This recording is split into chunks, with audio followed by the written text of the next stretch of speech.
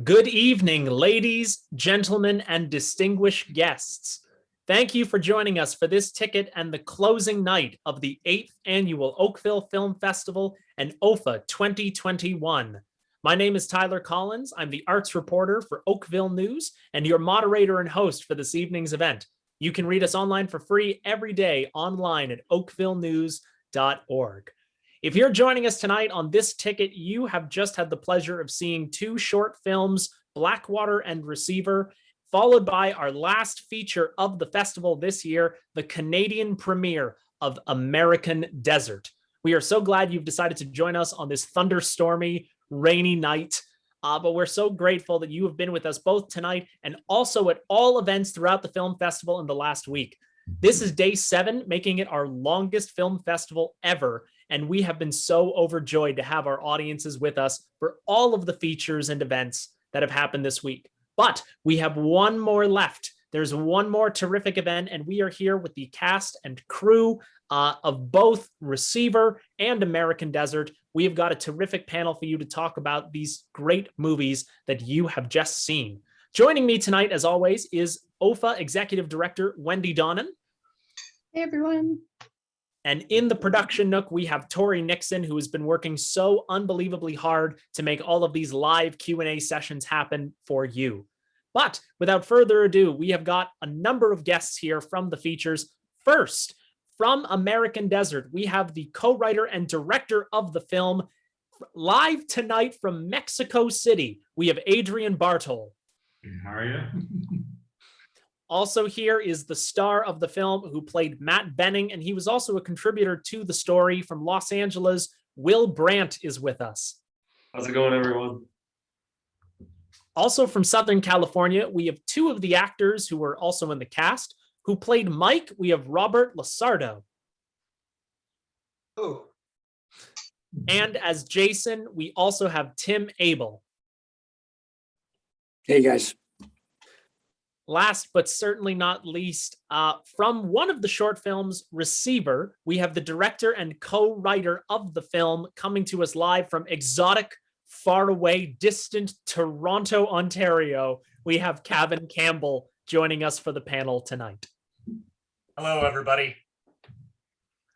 Now, as we mentioned, this is a live Q&A session that has happened. And if you've been joining us at OFFA this week, by now you know how it works. But if you're joining us on the first ticket, what you can do is over here on the right-hand side of your screen, there is a text chat box. Go ahead and type in any questions you like, and they get sent digitally to us here in the call.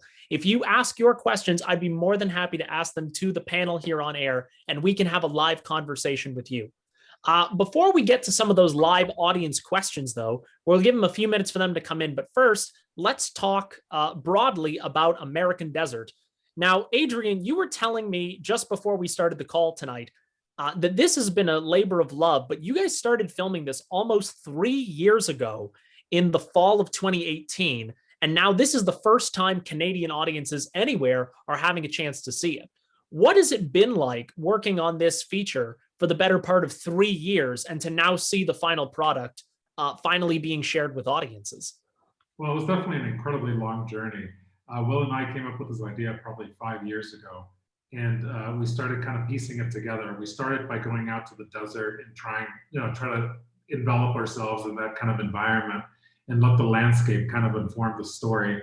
And it was very, very difficult to get casting at first. So what we started to do is just Will and I, we would go out to the desert and just, film him, because you guys that have seen the film, there's a large portion of it where it's just Will that's roaming around in the desert. And we basically shot that all before we shot the rest of the movie without having any kind of cast or anything in place. So really, it was a leap of faith that, someday we would get incredible actors like Robert LaSardo and Tim Abell, to join our cast. And yeah, it was truly amazing, a dream come true. And now it's, it's been received at so many festivals, including your own. And it's just been incredible to think that Will and I were in a desert 3 years ago, just driving around, and I would take the camera out when we saw an incredible landscape, and I'd be like, Will, walk here, do that. And, slowly this thing mushroomed and snowballed into what it is today. And it's really amazing to see it now being presented to audiences all over the world.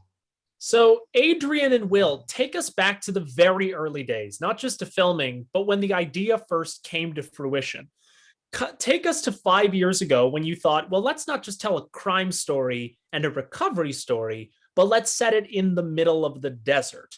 What was it about both the story and the desert setting that was so attractive to the both of you? I mean, Will is, I don't know if you guys know this, but Will's family is very deeply entrenched with the military. And actually, I remember the exact moment Will and I were having lunch on La Brea. I don't know if he remembers. And it just kind of, I was like, hey, Will, we should make a short film or something. I mean, you're such an incredible actor. And, you know, it'd be really fun to do. So yeah, it just, and I grew up in San Diego, and in San Diego, there's a lot of veterans. And when I was a kid, I used to talk to the homeless guys when my mom went shopping, and a lot of the veterans were from the Vietnam War at that time, and there was this very interesting sort of energy to them that it was kind of this. They were perfectly, you know, rational, conscious people, and I think if it hadn't been for the experiences they went through and the lack of support for those experiences they went through, there was no reason they would be on the street. And that always was kind of very interesting to me. And I wanted to integrate that into whatever story I told. And, you know, Will also being such an incredible actor and being from a military family was instrumental in informing the story. So I don't know if you want to tell them, like at the beginning, how we were kind of working on the story, Will. It was due to the nature in which we made the film and such a shoestring budget.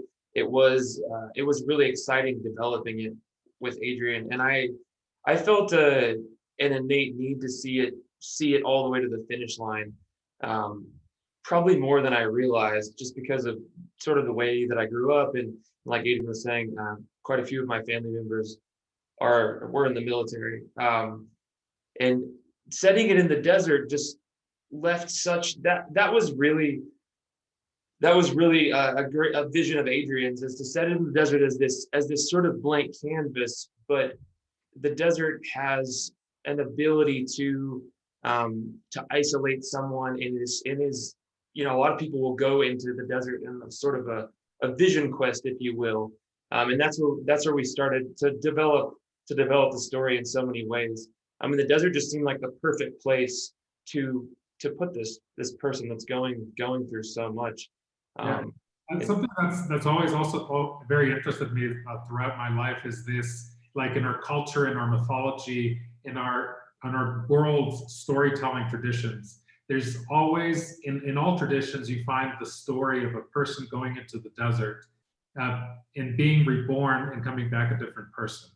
And that, for some reason, that strikes a chord with all of us. I mean, it doesn't matter, you know, like there's ancient storytelling traditions in Persia, there's ancient storytelling traditions all over the world, you know, like of course we've got our own biblical traditions that have those kind of motifs, and there's something very powerful about it. Even the Little Prince, you know, a French story, you know, written much later, has that element. And it really captivated me, just because, I mean, it is particularly for the story of Matt Benning, because the desert is a place where you absolutely have to fight tooth and nail to survive. And Matt Benning, it was very essential for me, for this Matt Benning character, to show that he had a tremendous will to survive, but at the same time that he was battling tremendous demons, you know, because as you all know, he considered suicide at some point. So that was the conflict that I was trying to make. Here's this environment that's trying to destroy you, to kill you, and at the same time, Matt Benning finds a way to crash through that. And it just kind of raises the stakes, I think. That was another element. So I think those are the two kind of things. And there's a third thing that some reviewers have pointed out recently, that it's an incredible irony that the desert is this infinite landscape. But the story is, I wanted to make it very claustrophobic. When you're in the town, you're incredibly claustrophobic. So I wanted to play with that irony of, you know, being claustrophobic. You only know very few people. All you know is the small town, and yet you're in this incredibly vast space. So that's an interesting irony there. So even though there's this grand space and there's all this elbow room, there's a feeling like somehow you're still stuck. Exactly. Even though you have the freedom to move, you can't. You're left with yourself. Mm-hmm. So I want to talk to Robert and Tim next, because Adrian and Will have told us about some of the constraints, not just the budget, but the literal challenges of filming in a desert, right? It's an arid environment. It's a hot environment. It's a pretty unforgiving environment. So for you two as actors, what were some of the unique challenges that came from filming in the desert and filming an independent movie in the desert? What were some of those unexpected challenges that came up? I don't know if there was anything unexpected because I've been in the desert before. So, depending on what months you're filming, I think did we film during the summer or close to it? We did in the heat, in the height of a heat wave. Yeah, okay. So you go in already knowing that it's going to be hot as hell. And so then it's just about staying hydrated. It's just basic fundamentals. You have to stay hydrated and you conserve your energy, because if the scenes or sequence require a lot of efforts and physical activity, you got to really be careful that you don't overdo it. And at the same time, characterization requires a lot of focus and energy. So the frequency of your hard drive is getting pulled in so many different ways, because the desert's pulling your energy because of the heat. And so you got to stay out of the sun, you got to stay inside. But, as I'm sure Will figured out very quickly, that he was, he had to deal with exposure. So I give him a lot of respect for taking on that task, because I've done several movies in the desert. We've had people pass out. If you don't stay, even if you stay hydrated, if you do everything correctly, if once you start going into like 110, 120 degree weather, it gets almost surreal to some extent. So the key is to try to stay focused despite the fact that you're in an oven and your brain is being fried in the physics of the circumstance you're in, and try not to let that interfere with what you have to achieve, in the sequence, as the character, what the character's communicating, and then somehow maybe utilize, like as it is in this story, it's catharsis for the character in the desert to come to terms with himself in this inferno of realization back from the war. So each person goes into the desert with something, and it can be fascinating, frightening, and euphoria, depending on what you bring to that circumstance. But within the mechanism of filming, I think it's just very important that people be responsible, so that they don't end up falling down. So I think if anybody with a reasonable intelligence would know that if they're going to a situation with extreme heat, you have to, be careful and just, pay attention to that element, because it's a big character. Despite what you're creating, it's intrusive. It's there. You can't defeat it. You can't overcome it. You can simply find equanimity within it, work within it, and somehow utilize it without it overtaking you. And then, because if people start falling down, then, there's no one there to make the movie. So there's always that kind of ominous aspect of it lurking, okay, maybe we should take a break. Let's find some shelter. Let's drink a lot of water. Let's be responsible in terms of this quest that we're all collaborating on. That's that's the awareness that ideally you should have, I think, in a situation like that. Kind of like going into battle. Your enemy, so to speak, is not necessarily men. It's the circumstance. It's the physics of the desert itself. Mm-hmm. Tim? The thing that drew me to this project, and the fact that we're filming in the desert, there's correlations of what I think of Joseph Campbell and the hero's journey. And this is what it reminded me of. And having been a ranger in the Army and served in the Army, and knowing lots of veterans who are suffering with PTS and all the different ailments that come with what they've done, Will asked the right questions, which is why I became part of the project, about veterans and about what their journey and what they're going through. To me, the desert really is a metaphor, kind of what Robert was saying, the inferno of what's your journey in life. And the veterans that have come back after having served and dealt with what they've dealt with, the hero's journey through the desert that Will goes on, really for me, set the tone for the film, because finding my character in the desert kind of, was it real? Was it not real? You know, for me, it's almost like a dream, this entire film. When he comes out the other side, how does he come out? Who is he? How is he different? What did he learn about himself? And that journey through the desert, which I love being in the desert. And I love the people. And I'll say the people in the desert. Susie was a woman that we shot on a lot of her properties, and talking with her about what it was like growing up out there where she grew up, and the bonfires we had, and the scenes that we shot, and the way it was crafted, that Will and Adrian set up the shots and how we filmed these things. I had no idea what we were doing. Honest to God. All I knew was I'm driving to the desert.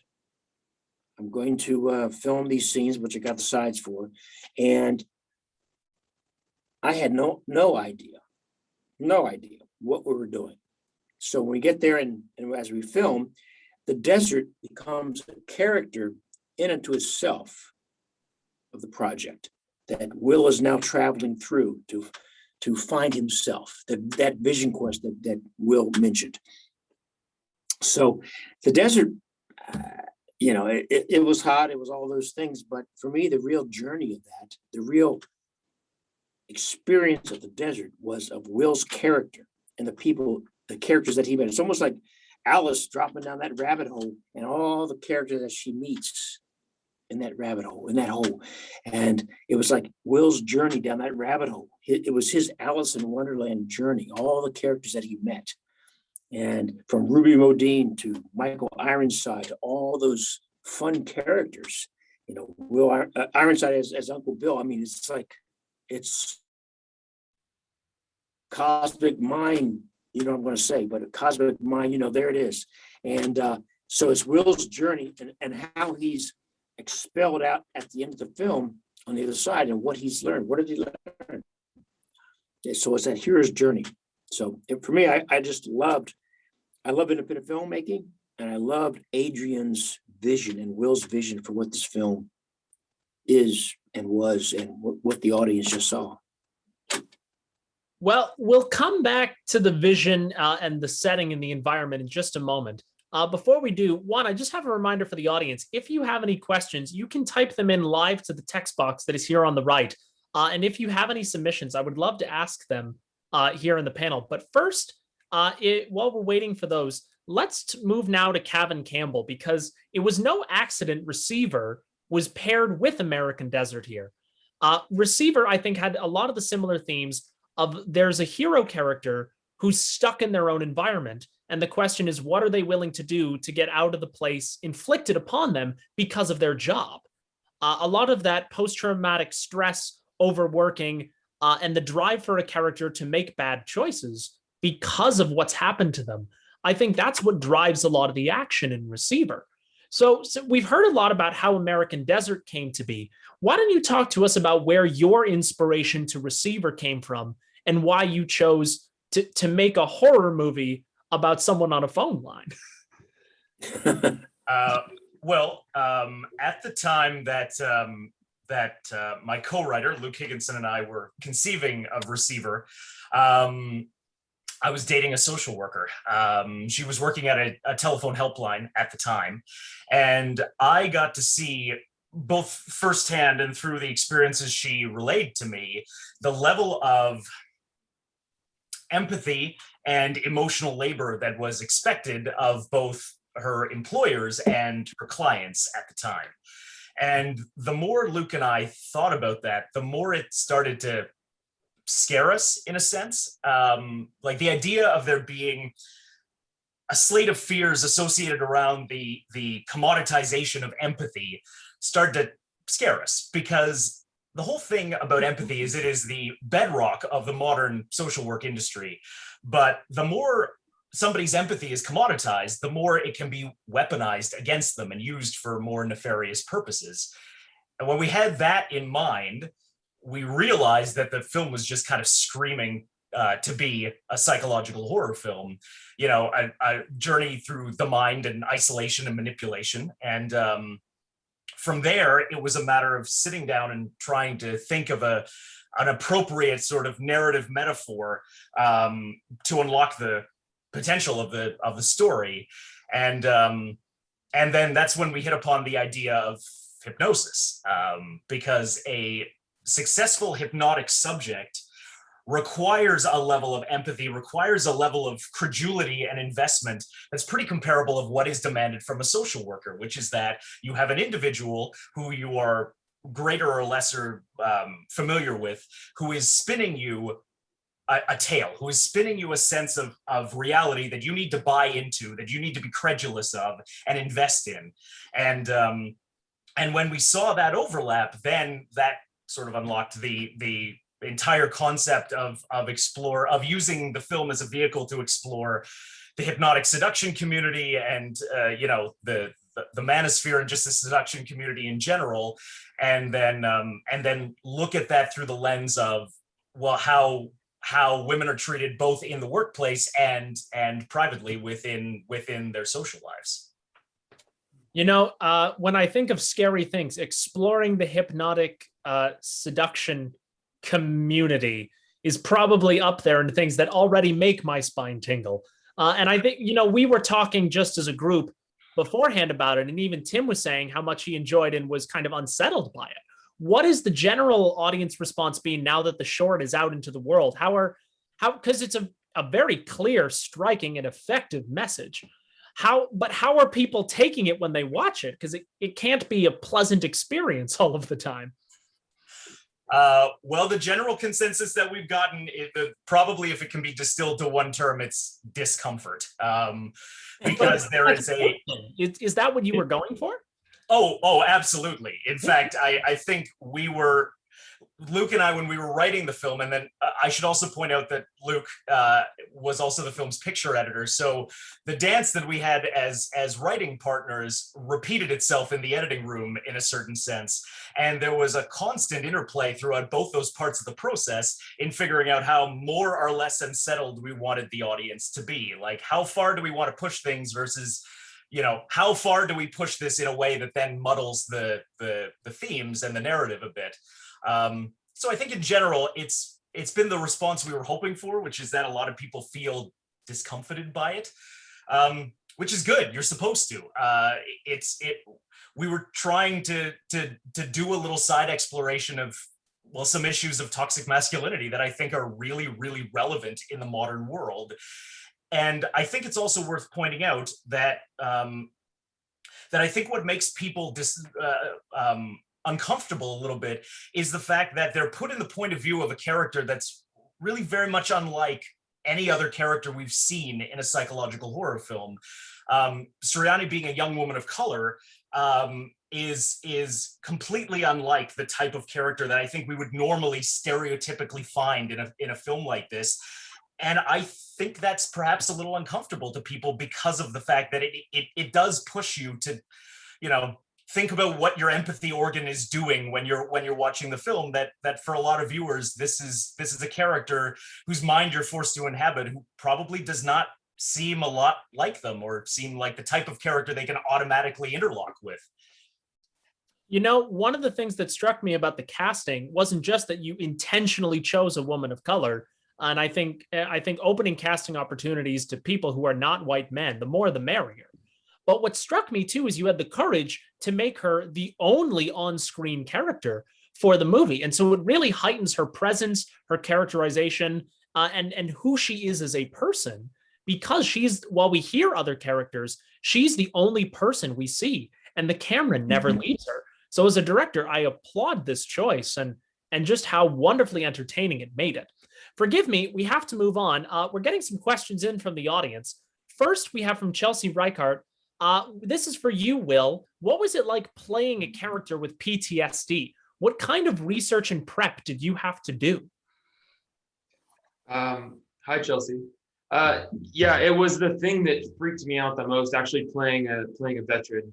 As Adrian said, my dad was actually in the military, so I was acutely aware that I have absolutely no idea what it's like to go into combat.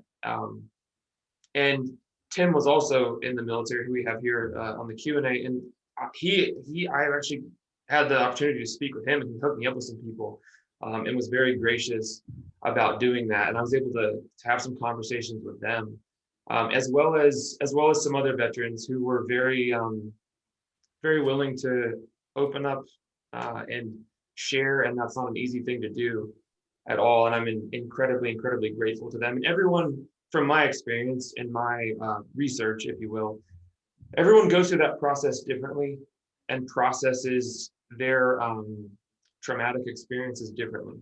And so I just tried to take that on as much as I could and discover that as much as I could, along with a lot of research, a lot of reading, from some particular books from guys that had written that had come back and read them kind of multiple times, and a lot of journaling and a lot of watching a bunch of YouTube helmet cam combat footage on repeat for months on end with headphones on, to just try to put myself in those shoes and ground this thing in some format of truth, although it is a fictional story. But just because I was deeply freaked out that I wouldn't do it justice. But I don't think that it would have been possible for me to step into these shoes were it not for the folks that were willing to sort of open up and share their personal experiences with me. So that was a major part of playing someone who has PTSD. Thank you for sharing that with us. We have another question. This is from an unnamed audience member. Sorry, Adrian, this is for you. Did you have any particular character role model in mind as a villain when you were crafting the character of Uncle Bill, which is Michael Ironside's malicious, evil character in the film? Was there anyone in mind you were framing the Uncle Bill character around as you were designing it? Strangely, it was actually Michael Ironside, and when we were like writing this, we were like Michael Ironside will never in a million years do a project this small. So because like once we got a little better with the casting and started figuring out how to actually reach out to these people, someone was like, why don't we, because we got a long list, like 10, 15 people, and I saw Michael Ironside on the list. It's like, what? How's he on this list? And they went out to him and he like said yes. I was like, how is this possible? So yeah, it's pretty crazy that that's precisely who I had in mind. Mm-hmm.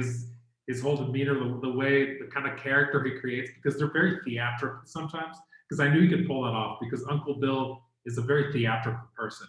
It's all about the drama of abuse to him. It's like this theatric, like he's got the power, and he really understood that instantly. I didn't even have to explain it to him. The way he presented all the scenes, it's almost like some kind of play. He's like, and then this, and you understand that he's trying to create this, I'm in power, and this is all something that serves me. And I think he just did a brilliant job with that particular character. Well, we are almost out of time for the evening, but there's one more subject I want to hit on before we go. We've talked a lot about the desert and how important the desert is to the movie, but there's only half the title. The other half is American. And I think America itself plays an important character in the movie and what the relationship of the country is to its people. We have one more question sneaking in before we get to that. I thought it was interesting with the choice to set American desert in 2010 with the backdrop of what was going on. Is there anyone who wants to talk about what it meant to set this in the year 2010 for the film? For me, it was very important for it to be set in the Great Recession, because it kind of compounded the effects of what we're trying to talk about. The fact that there's this kind of like they always talk about veterans and how they're these great heroes, and then I was imagining what would happen to someone coming back in the middle of the Great Recession. What would be the true story? What would really happen? And using kind of like these Vietnam vets that I met, a lot of guys that I knew personally that had come back from the war, because that was also an inspiration from the Afghanistan and Iraq conflicts. And I just thought to myself, what would actually happen to one of those people? And that's one of the reasons I chose American. I mean, it's no accident that the American flag appears in the first shot of the movie, and that it's in the title. It's that idea, just this, the way that politicians really exploit this idea of veterans, and they really use it to their own ends. But then to see the reality, the truth, like how are these people treated? How are they welcomed back into society? And that's something I definitely want to explore. Well, that kind of ties into the question we were getting to before we had our last minute audience jump in. Thank you, audience, by the way. It's always lovely to hear from you. You know, when you put the word American at the front of your movie, there's a weight that comes along with that, right? There's American dreams, American beauty, American hustle, even American Pie, right? It's a very different genre of film, but the word American in that, it means you have to talk about the American state of these, not just characters, but the world they live in. So if I could maybe, let's just ask Will, Timothy, and Robert for a 1-2 sentence answer, because we're almost over time now. To you guys, what does it mean to have America be the forefront of this story? Why is that so important that we are talking about not just the desert and the people in it, but the fact it is the American desert? For me, it's about the American serviceman that has put his life on the line for the past 20 years for the global war on terror. And Will epitomized that perfectly by his character who comes back with PTS, suffering from the trauma of what he's dealt with. And it's different for every American veteran that comes back who's fought in war. And his exploration of his own psyche of what that meant. So to me, this was an American story about our veterans who come back changed, different, not the same men that they went to war.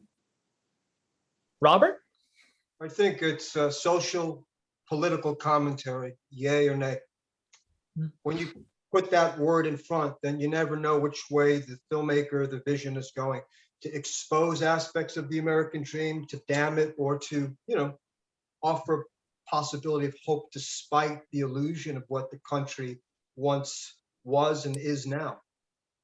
I think you've identified the paradox exactly right, Robert, where it's both the country of greatness and the country of failure. And so how do you live in both those environments at the same time?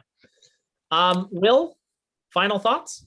I think it is very much about the perseverance of the American spirit encapsulated into one human's experience, but also to Tim's point, the veteran experience and how that is very different for every single person, and to sort of be able to shine a light on that, and that's why the word America is in front of desert in this film, to shine a light on all those that have sacrificed so much in the war on terror, in America, and their experience coming back. And whilst it is different for every single person, to try to distill that down into one character that represents. Here. Yep. Distilling that experience, I can tell you as an audience member, my favorite scene was actually the very final one, when Matt Benning goes in to save someone from the drug overdose, and it shows how hopeful it is that despite the change, the transformation, and the conflict that comes, there is a place where the greatest testament to your love of America is wanting to still better it, knowing that there is work to do to protect the people there. And so I thought that final scene where he comes to now come full circle, where he's not suffering himself, but trying to actively fight against it, was a really terrific way to kind of send that message home. So we are out of time for tonight, but gentlemen, it has been lovely speaking with the five of you. And I can tell you, all of us in the audience, thank you. Please join me in thanking these five men for coming here to talk about their films tonight. What a great way to end OFFA 2021 this year. So yes, Adrian, Will, Cavan, Tim, and Robert, we are so grateful to all of you making time to be part of this evening. Cheers. Thank you Thank very you much. so much. Now, audience, before you go, don't forget there's one more job you have to do, and that is vote for the movies for the OFFA Audience Choice Award. It is the most prestigious prize we give out at the festival, and the winner is decided by you. If you would like to vote for Receiver, Blackwater, or American Desert for the Audience Choice Award, down at the bottom of your screen, there is a rating star scale of 1 to 5 stars, and all the movies you have watched all week are eligible for those votes. You can vote on whatever scale you like for as many movies as you have seen. Go ahead at the bottom of your screen and click to rate the film. All those ratings and scores get collected and tabulated, and the one with the highest average score is named the winner of the OFFA Audience Choice Award. When you're making those votes, don't forget you need to click the title on the right side of your screen to make sure you're voting for the correct movie. But please cast those votes, not just for American Desert, Receiver, and or Blackwater, but for all the movies you have purchased tickets for. And those votes will be open as long as your ticket is valid. So in the 7 days from when the premiere happened for any film you have seen this week, that voting is still eligible until we name the winners of all the jury prizes and the Audience Choice Award at the OFFA Awards ceremony. That is next Wednesday, July 7th. In the meantime, however, that's a wrap, folks. That officially concludes the 8th Annual Oakville Film Festival. Our great thanks to our sponsor for the evening, to all of the events. Wendy, I've forgotten, who is our sponsor for this show? There is no sponsor. The Not for whole this- festival. Well, to all of ours, the dozens of companies. OFFA is the sponsor. Yes, all of the companies that have sponsored, whether it's Metroland Media, Zonta International, the town of Oakville, all of the fabulous companies that make this possible, but especially our executive director, Wendy Donnan, for running OFFA year-round, and also Tori Nixon, who is both a board member and in the production team to make these live Q&As possible. We are so grateful to them to make this happen. With that, that is a wrap. Folks, place your votes. Please stay safe. And thank you for joining us for the 8th Annual Oakville Film Festival. Our awards will be next Wednesday, July 7th, and there will be more events to come, including some in person later this summer and with our fall screening series coming this September. I have been Tyler Collins. Alita Rose has also been here co-hosting events with me all week. On behalf of both of us, thank you for joining us for Oakville's greatest film festival. Have a great night, everybody. Bye, everyone. Thank you. Thanks for coming.